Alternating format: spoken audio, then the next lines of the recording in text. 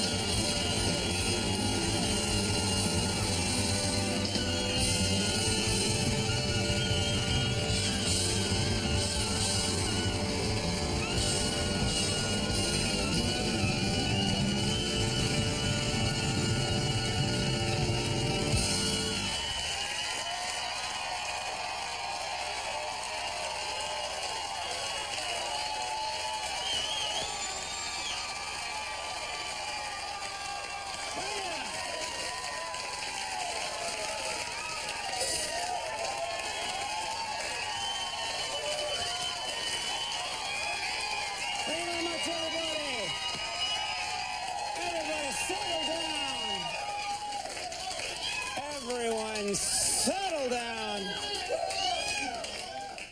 Everything is going to be all right. Rockabye. Who's heard that song too many times? Everything gonna be all right. Rockabye.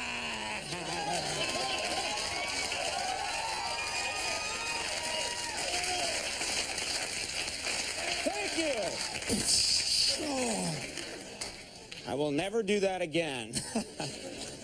Right, tonight, yeah. No, big show tonight. Everything is gonna be all right. Wink. Big guests here, a lot of fun stuff planned, and I don't know if you heard this big story in the world of sports. This Mark McGwire baseball sold. Did you hear this? The guy paid a fortune for it, and it turns out that the fan who made almost $3 million auctioning off Mark McGwire's 70th home run ball says he'll continue working as a genetic scientist. That's right, yeah. Apparently, he's trying to find the gene that makes someone pay $3 million for a $9 baseball. It's important.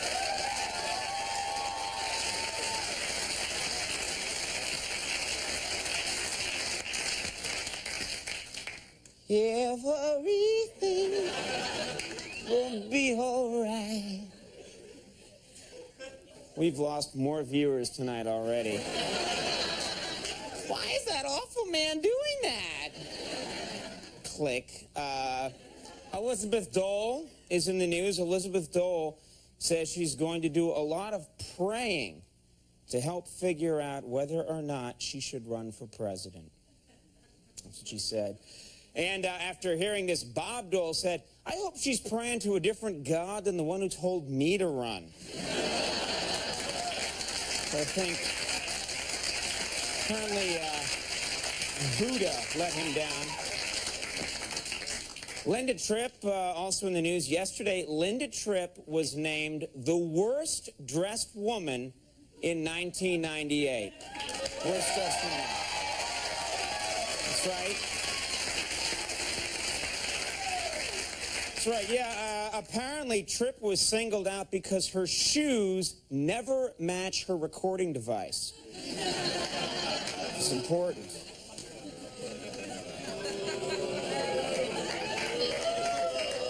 I'll sing the song again. You better laugh it up real good the rest of the night.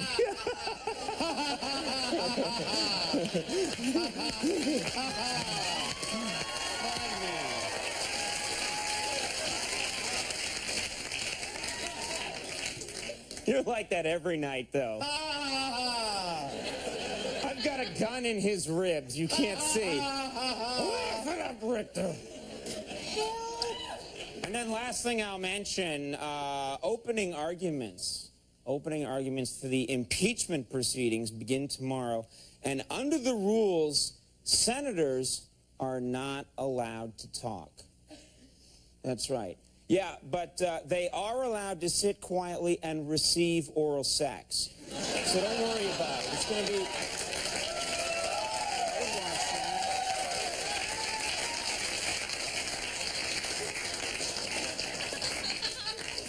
Max, can you and the guys learn that song, Rockabye? Yes, we can. Yes, we can. It's just a fear-driven show here tonight. We'll back you up on that. We got a big show tonight, ladies and gentlemen. We're thrilled. A gentleman's going to be on our program tonight who's never been here before. We're thrilled to have him. The Reverend Jesse Jackson is going to be with us. Very cool to have him here.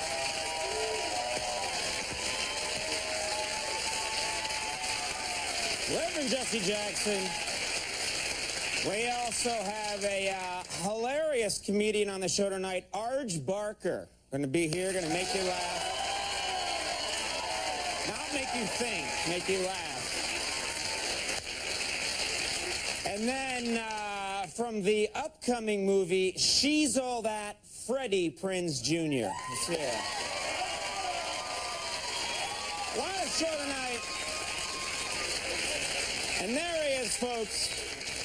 The man who wrote Everything's Gonna Be All Right Rockabye, Max Weinberg, and his Max Weinberg 7. Nice song, by the way. Thank you.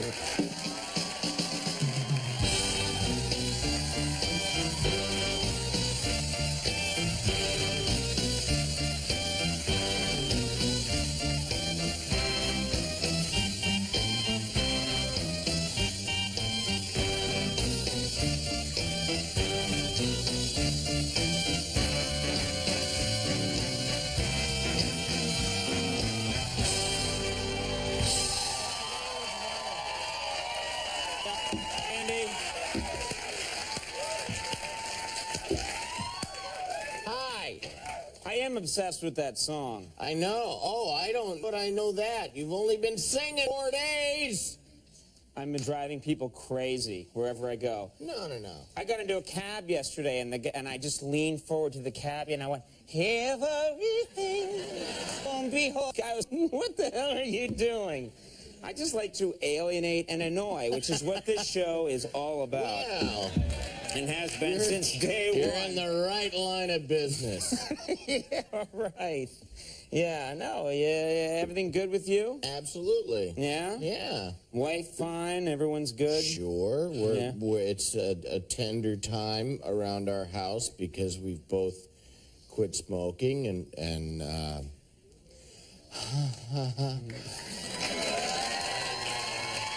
You know, it's going to be funny. I bet you, like tonight during the interview, it'll start to seep into the show that you've quit smoking. Mm-hmm. Like the Reverend Jesse Jackson will be out here talking about something. You'll go, we'll just get to the point. please. Do people have to talk so much? It's a talk show. Oh, yes. Well, then fine. Have you tried the patch or anything like that? I'm using the gum, the Nicorette gum. Can you chew the patch? Is that something you can do, or is it just... You probably could. I had a problem with the patch. I guess I'm too moist. It kept sliding off. What? Oh, I guess you're all dry out there. That was very brave of you to finally a celebrity step forward and said, I'm too moist. I'm too moist. Yeah. You should try and get this to be your cause, your celebrity cause. Well, Gary Burghoff from MASH joined him, and they played softball to help the overly moist. It was, and it's the worst thing, too, when you're trying to quit smoking, and, like, the only thing keeping you going is this thing that keeps sliding down your, like, stay! You know, like, damn it! Start grabbing a stapler and then thinking, no, I can't, you know. You know, also, gum. Gum is, you know, smoking, I'm sorry, I mean, it's wrong for kids to smoke, but it does look cool. I think everyone admits that. Right. It looks, no, and you don't smoke, please, don't get me in trouble. But, I mean, I can't smoke because I just always, you know, a couple of times, because my girlfriend smokes, and sometimes I've like, hey, give me one of those, and I start puffing on a cigarette, and I do look like Opie got into Sheriff Taylor's cigarettes. I'm like, I'm cool too, puff, puff, and it just doesn't work with this whole... People always would say that about me. They would say, you know, like, you're too fresh-faced to smoke. It's right. Sorry, you know. It's more of a lung thing than the face, you know. We can chatter on all day. It sounds like we're going to. Yeah. And all night. But I think, old friend, we have more important things to do. I think, once again, it's time that we looked into the future. The future, Conan? That's right, old friend. Let's all look to the future, all the way to the year 2000.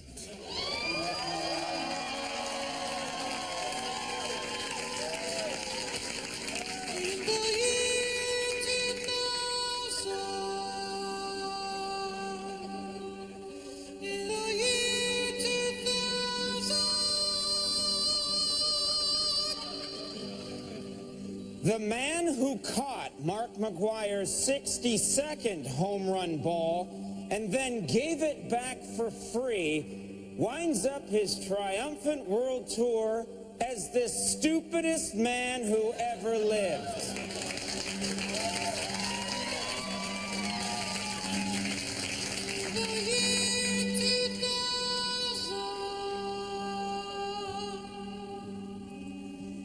Air pollution will make people so brain damaged that Pia Zadora will get famous all over again.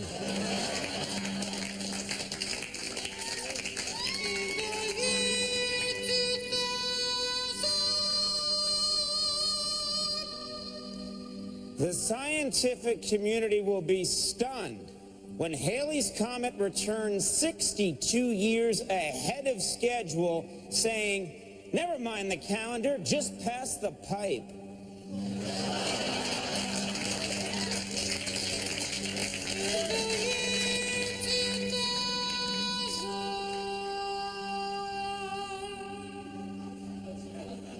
The fat kid from Head of the Class will finally give in and legally change his name to the Fat Kid from Head of the Class.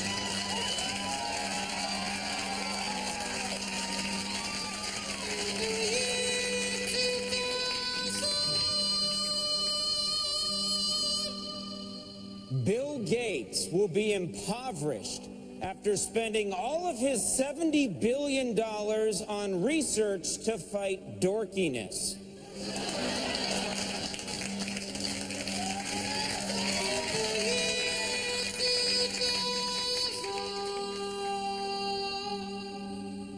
After an all-night drinking session, the Baseball Writers of America will elect Vendela to the Baseball Hall of Fame.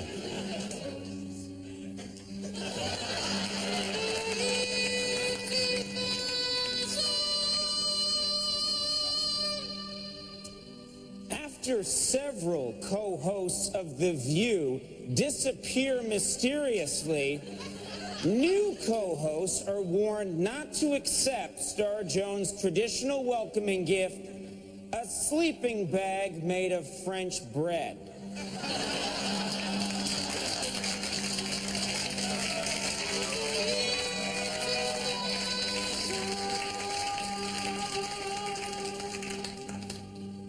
The problem of how to continue this year 2000 bit, once it becomes the year 2000, will be solved when the show is canceled in December 1999 and replaced by an infomercial about miracle herbs that reduce menstrual cramping, starring Joyce DeWitt, who ironically doesn't even menstruate anymore.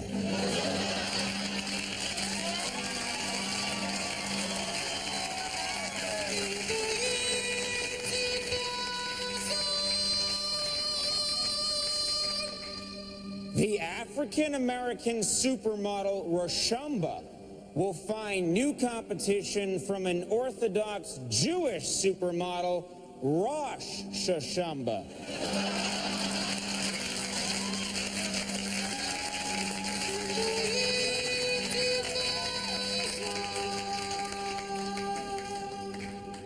Historical revisionists will shock the world with the revelation that Fuzzy Wuzzy was not a bear who had no hair, but instead was a cruel dictator who murdered his own people.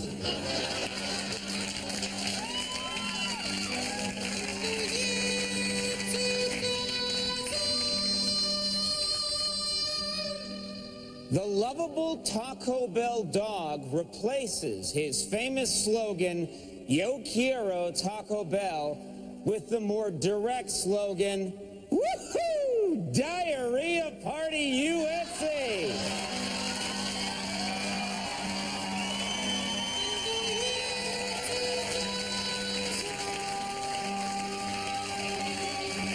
A chilling view of things to come, folks. We'll take a break when we come back.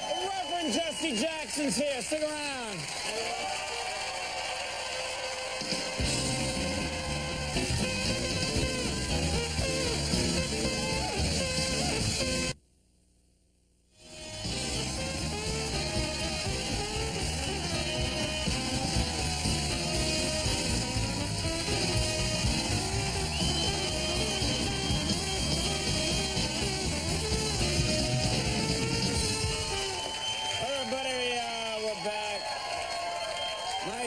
Guest tonight is the founder and president of the Rainbow Push Coalition and the host of Both Sides with Jesse Jackson on CNN.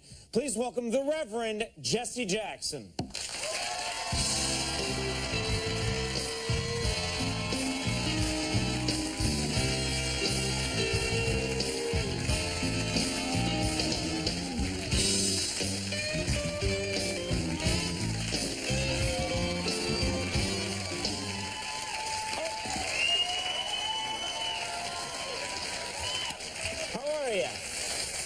So good to, nervous. Why are you nervous? It's just us here. You know, nothing's going to happen. But you have no limits.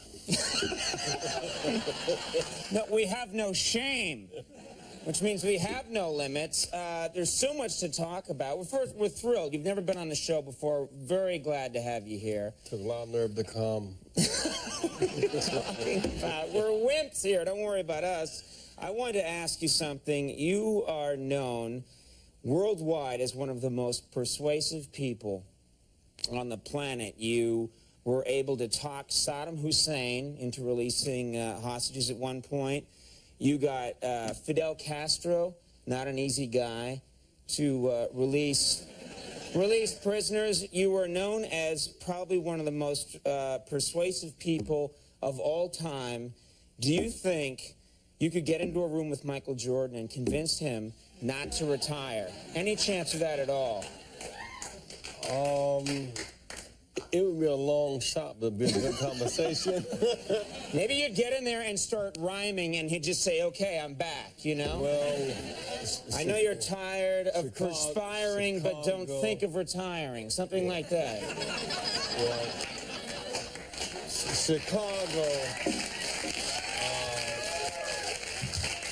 Chicago is sad, but New York is happy. Where are your loyalties? You know, the good thing about Michael is that, you know, usually when Don Lawson pitches the great baseball game, Right. Bobby Thompson, the great home run, but Michael Jordan got there and stayed. The great home run, the great ball, he stayed there. But I suppose more than that, he also, in that rarefied air, did with an amazing degree of dignity and grace. He did not disgrace the sport or people with drugs and decadence. His sense of family and maturity off of the court is a big part of his legacy. No, as well. an excellent role model, and he could probably still keep working in that capacity, even though he's retired. Well, no doubt he will. He's off the basketball court, but his being a spokesperson in terms of his commercial work, and Michael also has an amazing degree of social sensitivity in terms of commitment to helping youth through school. I remember a kid, Leonard Clark, was beaten nearly to death a couple of years ago, and there was a big furor over it. And without any fanfare, he sent money to the family.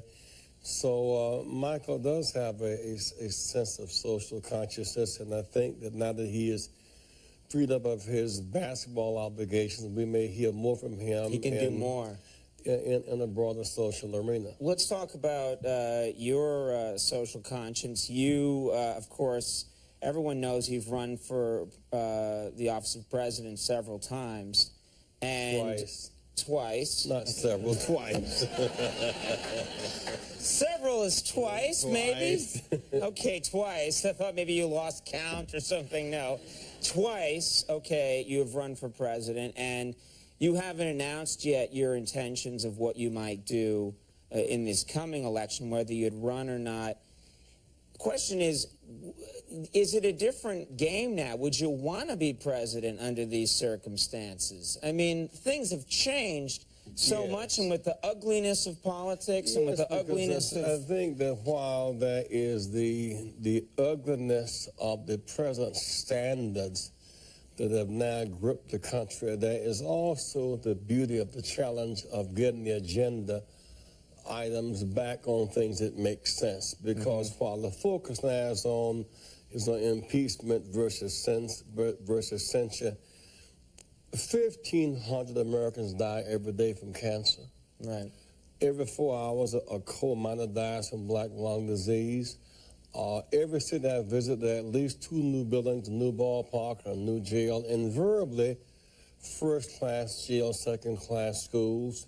Social Security right now is in jeopardy. And so the beauty and the challenge of putting those items back on the front burner is exciting to me.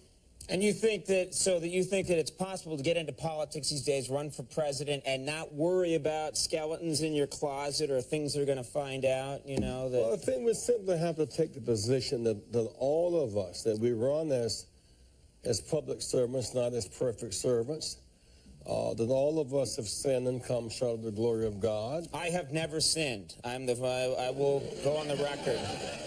But you just lied. Very nice. I would say that you're going to be just fine as president. But let those who would obtain mercy be merciful, and those who are merciless are now falling on their own swords. Well, let me ask you on that same subject. It's no secret that you have been a close confidant of President Clinton's, that you're a good friend to him, and in this crisis that you have been to the White House several times and you have offered him advice. He seems very, he's very in public confident. He said he feels good about the future. He acts like a man who's not fazed by this whole thing. When you get alone with him in private, is he just... is he a different person? No, he is a reflective person. But he's had the amazing capacity to put even his pain in perspective, because champions have to play with pain. We've seen the very downside of the public embarrassment, but what has kept him going, I think, are maybe 3 things. This kind of unconditional and mature love that Hillary has for him, and the devotion of their daughter. I mean, a strong family has withstood a strong storm. We've seen the Clintons in triumph, in pain, in restoration, but always together. And that says a lot And that's about... maybe one reason why people you think can identify with them is because they've, up until now, presidents have been these people that we put them up on a pedestal. Or we didn't know anything. They just weren't even real people to us. Until death, we now know about Jefferson and Sally Hemings. We now know about Roosevelt and De Leon's. We now know about other presidents, Eisenhower and K. Summersby. And so we put his things on television, and that's kind of different. But also, he's buoyed by the fact that his service to America has been so outstanding. More people working, more youth in school, America feeling better about itself, until America is saying reprimand yes, impeachment no. And for the Congress that could not hear that, people built a midnight train to Georgia and gave Newt Gingrich a one-way ticket on that train because he could not hear what the people were saying. And I hope that... He's probably not a big fan of that song now. Well, I can only say that there are a few more seats on that train, and look like Bars going to be on that train pretty soon, too.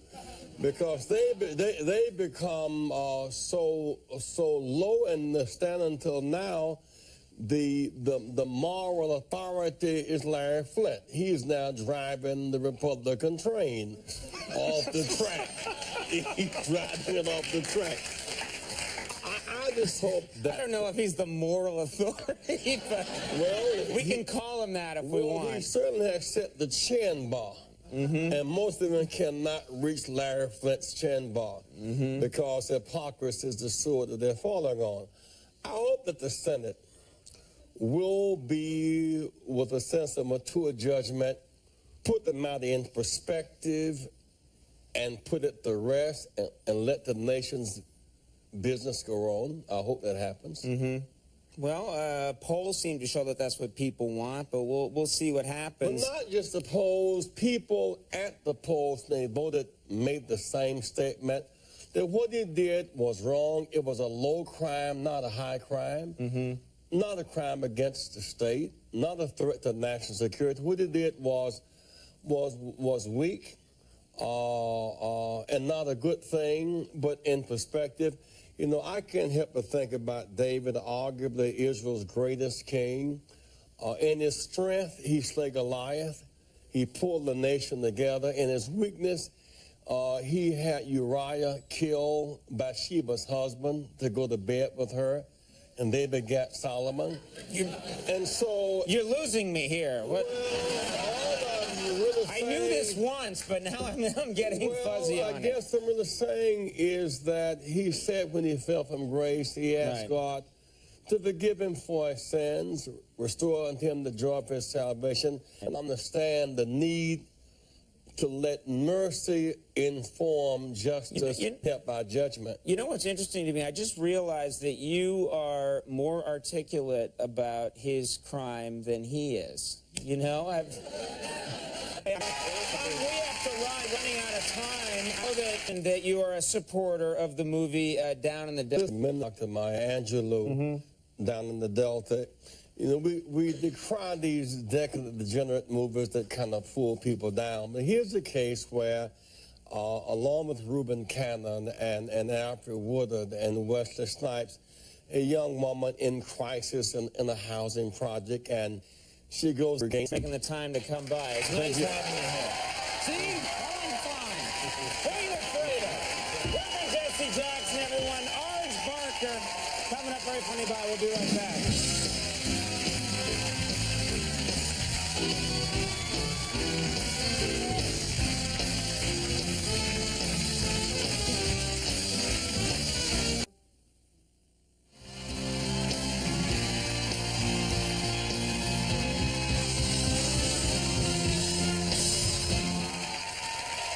Folks, we're back.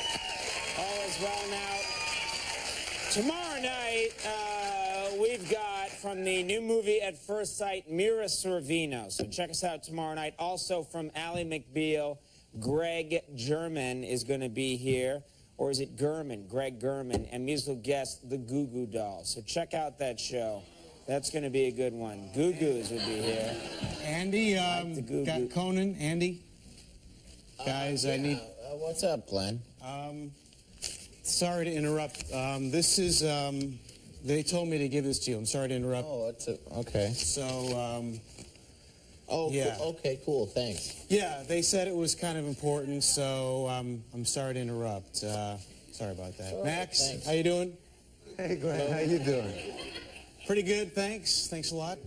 So yeah, I'm sorry. They said it was important. Sorry to interrupt. So I'll just see you guys later. So. All right. Well, thanks, Glenn. See you later. Okay. Thanks. See you later, Max. Take it easy. See you later. Conan.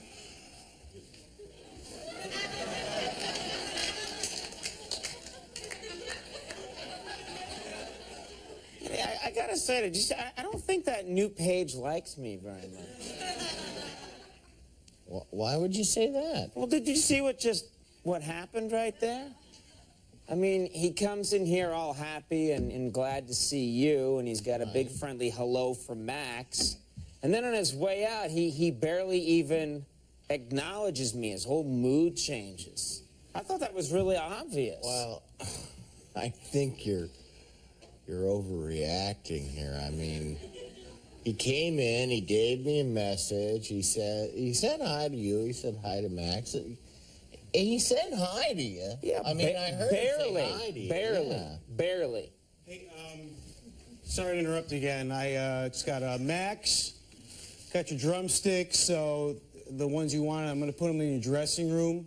So that's what they're going to be. Here's your coffee. Oh, fantastic. Andy, there you go. And Conan, I had something right here.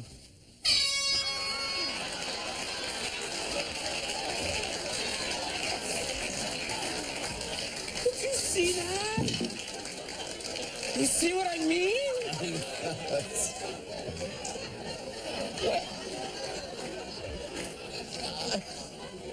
Come on, he's just having some fun. Having some fun? Yeah, it was He funny. just blew an air horn on my face. That guy obviously hates me. You know what? You are being completely paranoid. You know? Why don't we find out? Hey, Glenn, come on in here, will you? Yeah, what's up? What's happening? Come on!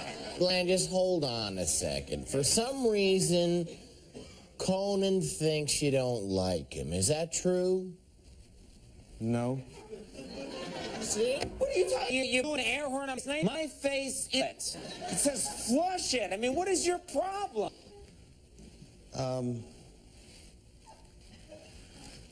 House that, I grew up there. They didn't know what hugs were where I lived. And had a dad who never could say, I love you, son. So I guess now I just kind of have a problem expressing my feelings. And just instead of telling somebody I care about them, I blow an air horn in their face. A guy that I think he's the most awesomely hilarious TV show host, I wear a T-shirt that has him flushing down a toilet.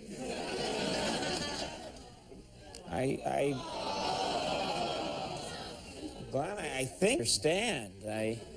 I also think this was very brave of you to come out here and talk about this in such a personal way, and mostly I'm really glad to know that you don't hate me. Well, I'd love to hear it. I think we'd all love to hear your song. This is kind of neat.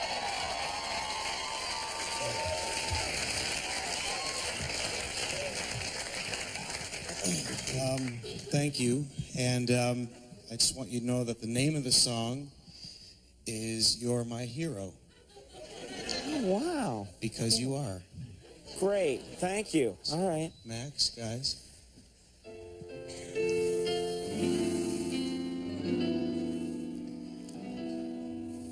Hey, what do you know?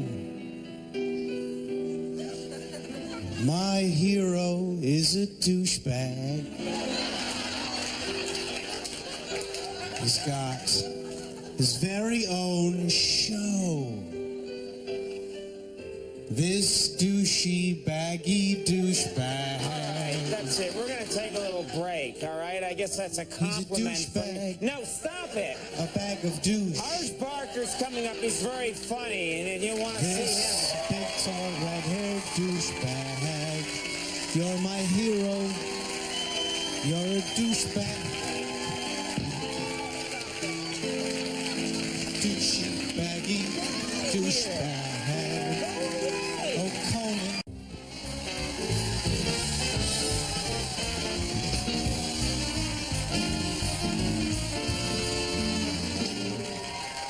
All right, everybody, we're back.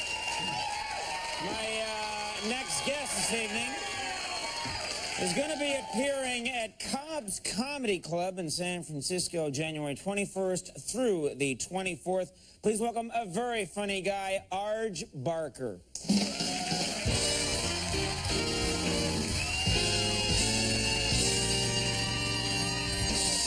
Thank you. Thank you very much. It's a pleasure to be here. It's been a crazy week because the building across the street from where I live burned down this week. And I was sitting on my roof watching them try to put it out, and I just thought, you know, this could be the other way around. That could be my house burning. And I was reminded once again, as I have been so many times throughout the years, just how entirely unpredictable bottle rockets are. You gotta be careful. But, you know, you gotta live and learn. I mean, how many times has this happened to you? You think you see a prostitute. But a split second after you proposition her, you realize she's not a prostitute. No? The hard part is getting out of it. You're like, hey, how much? Excuse me? What did you say to me? I said, how much time is it right now? What is the amount of time which has accrued thus far? I gotta go. I mean, I don't know why, but my life is like rock and roll lately. I mean, recently I almost had a three-way, a menage a trois. I mean, I was so close. All I needed was 2 girls. And I would have been in there. I had everything else. I had a bed, candles, a CD. I was naked. I just needed more people. I did have a girlfriend for quite a while, almost a year, but that ended. And, you know, don't feel bad. It was mutual. We talked about it, and finally we both agreed that I dumped. And, it was time to move on. Anyway, that's what the cops said. I think Cops has been on for like 15 years, and I've seen it. All those years I've watched that show, and it always seems like it is the same basic message. They're always trying to teach you the same lesson every episode of Cops. If a guy with no shirt and a digitally scrambled face ever comes up to you,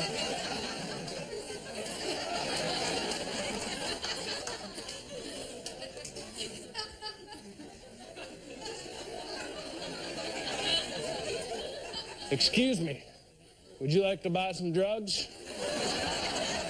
Get the hell away from there. Those guys get busted every time.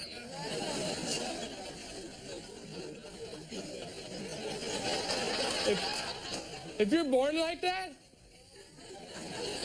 stay the hell out of crime. You better get a 9-to-5 job and a shirt. Get a job at McDonald's, they'll give you a shirt. And the nice thing is your friends won't even recognize you working at McDonald's. Can I take your order? Hey, do I know you from somewhere? No. I just kind of have one of those faces. All right, but I'm sure I know that guy from somewhere. I think I'll take a look at his name tag. What the?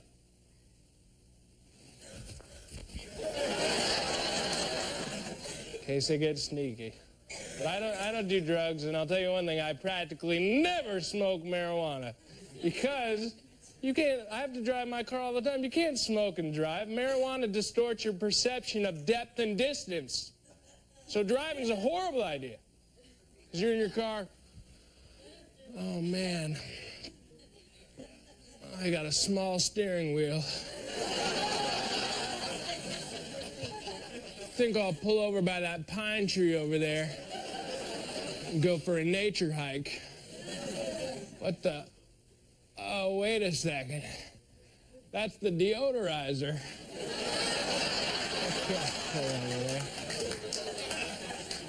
I don't smoke pot, and I don't smoke cigarettes. I quit. The cigarettes are no fun. The best time for smoking's over. The only time it was fun is when it first came out, like in the 20s. Everybody smoked then, because they didn't even know it was bad for you. They had no idea. There was no medical information against smoking cigarettes. So it was a smoker's paradise back then. Just, oh, this is great. I love smoking. Oh, telephone. Hello. No, I'm not going out today. I'm smoking. Hey, Phil, how you doing? Not too good. They're taking my lung out. Next week. I don't know. Doctor thinks maybe I'm brushing my teeth too often. But I can't help it. Because for some reason my breath smells like I licked a monkey's ass.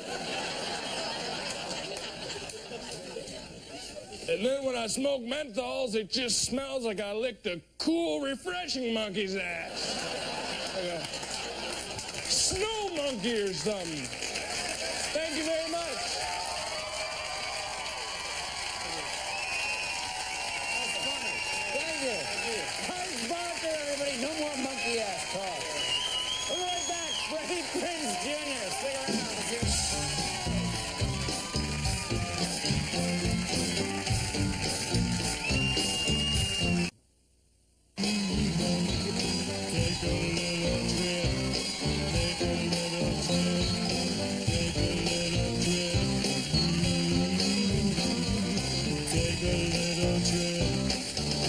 Everybody, we're back.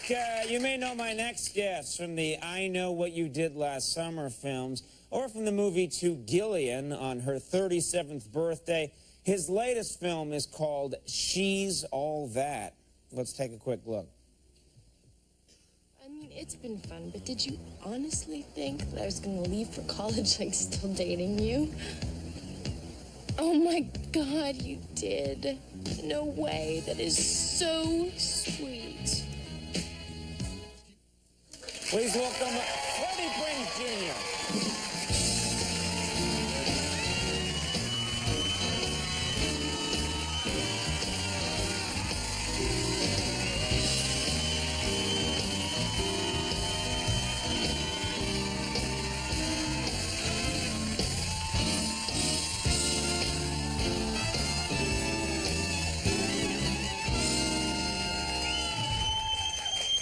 How are you?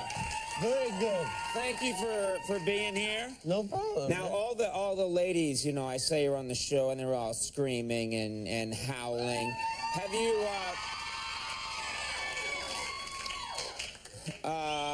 you just gotta wade through it, man. Was it like this for you when you were growing up? Were you a hit with the ladies, say, when you were in high school, grade school? No, I was... Because guys like you always say that you weren't. And I know you're just doing that so the rest of us don't feel like idiots. No, I was seriously, I have proof, okay? You can, like, call this girl up and ask her, okay? This girl really exists. Her name is Stephanie Hansen, okay? Remember that name. You know who you are, Stephanie. But... I hope she does. She does. What if she's watching? I don't know who I am. If only I knew my real name. No, I asked this girl out 27 times my sophomore year, okay? And I'm not lying. I know for a fact, 27, and I never, like, got it. I never got the clue that she actually didn't like me. And, like, the first, What do you mean, the clue? Well, I don't know. She said no 27 times. Well, like, the first 10 Where's times the it was clue? no. After that, she said yes. And so I was supposed to meet her at this restaurant, Applebee's. And so I go to Applebee's, and like all the Applebee's is represented. So that's We like, better get a lot of free food from this Applebee's, whatever it is. It was like this restaurant where all these high school kids hung out. So all these couples are there, and I'm there like kind of, you know, alone, waiting. And all of a sudden everybody starts looking at me and like laughing. All these kids that went to my school, they knew who I was. And they already thought I was like retarded as it is, okay? Right. And so then this girl doesn't show up. And I still don't even get the, because she listens to me like And you're just sitting alone at Applebee's, eating like dinner, yo. eating on your by dinner. yourself. I couldn't leave because then they would know that I got stood up, so I just made it look like I ate dinner by myself all the That was time, the man. worst. In high school, whenever I had to eat by myself, people don't understand eating by yourself is just like, it's the worst thing. Because you try and look jolly, you're like, but you know, it's so clear that no, you're eating all alone. Yeah, it's the worst. Even if they go to the bathroom and you're still there, then it's like, or if they get a page, it's like somebody was like, you feel like, they're more important than me. They gotta call somebody back, and then you're sitting there. Everybody's looking at you like, she got paged, right? And you're like, but now you've had the revenge because now you must be doing quite well with the ladies. Yeah, things are pretty good. I got my girl, so you know that I'm like completely like perfect now. I've had the same girl 3 years. Oh, good for you. And life is sweet. I like the cool way you said 3 years. You just did like a gang sign. I still go like 3. And you're like, yeah, I got my girl 3 years now. Yeah. Pretty good. Did you? Because I know that you've been working on the movie, but you just had a lot of time off because there was a big vacation in between the movies. What do you do when you have that much time off? Do you go and travel and? No, I pretty much drove Kimberly, my girlfriend, insane, and because I love acting, kids. Like I love doing it for a living. I love when I'm acting when I'm not even working, and I do it all the time. And I drive my girlfriend nuts, my friends nuts, my family nuts, because I always try to make them like act with me and like pretend and make believe things. And now, see, you all think it's weird, but like that's what I do, yo. That so does sound weird. It is. But she sometimes she'll do it with me. Like if it's for a part, like with Lainey in this film, Rachel Lee Cook plays Lainey. But when I'm home, Rachel can't be there, so Kimberly will play Lainey. You say, okay, to your girlfriend Kimberly, you've got to play this part for me. I say I'll say Lainey's supposed to ignore me in this scene. She doesn't want anything to do with Zach because he's popular, and she doesn't want anything to do with him. So no matter what I do, like, ignore me. And so she'll be like, okay. It's like not hard for her to do. So she'll like read her book, and I'll be saying, she's like, I'm reading. And like I can jump on the bed, I can take my clothes off, I can whatever. I mean, it's just no matter what I do, she'll like have to ignore me. Take my clothes off. I know, it's weird. I know. I've often been ignored nude, and I find that to be talk about a painful experience. What do you do when you're not pretending to act around the apartment? What kind of games do you play? What do you do to amuse yourself? I read a lot of comic books. I have since I was a kid. I read like the X-Men. I'm like an avid fan of them, and again I try to make her, you know, buy into that world too. I'm like, oh, you're Rogue and I'm Magneto, and anyone you touch, you drain their powers, except Magneto's. For some reason you don't drain us. So You've definitely crossed some kind of line, you know. Like the acting I could but what do you really say? Do you make her dress up like a superhero? Well, you know, the costume. Because I do that with my girlfriend, you know. But I'm like, you're the Hulk. No.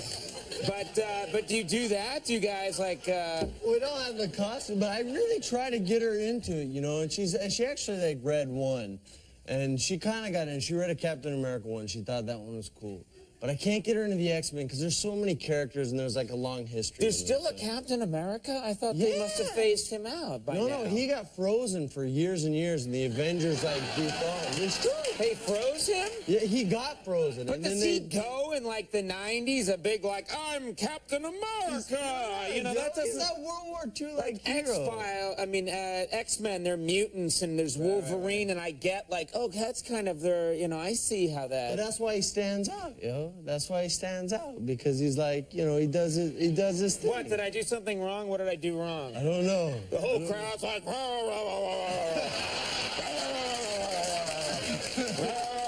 What is Wolverine not an X-Men? No, he is. You got that right. He is. Yeah. Man, I got it. Tell me. What's going on?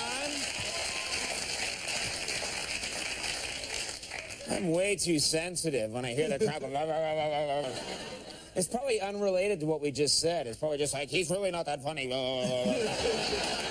am so. We got no time. We got to go. She's All That opens January 29th. And you seem like a very nice guy. Thank you, man. Yeah, come on back sometime. Really nice having you. I would love to. Freddie Prinze Jr., but it will take a break.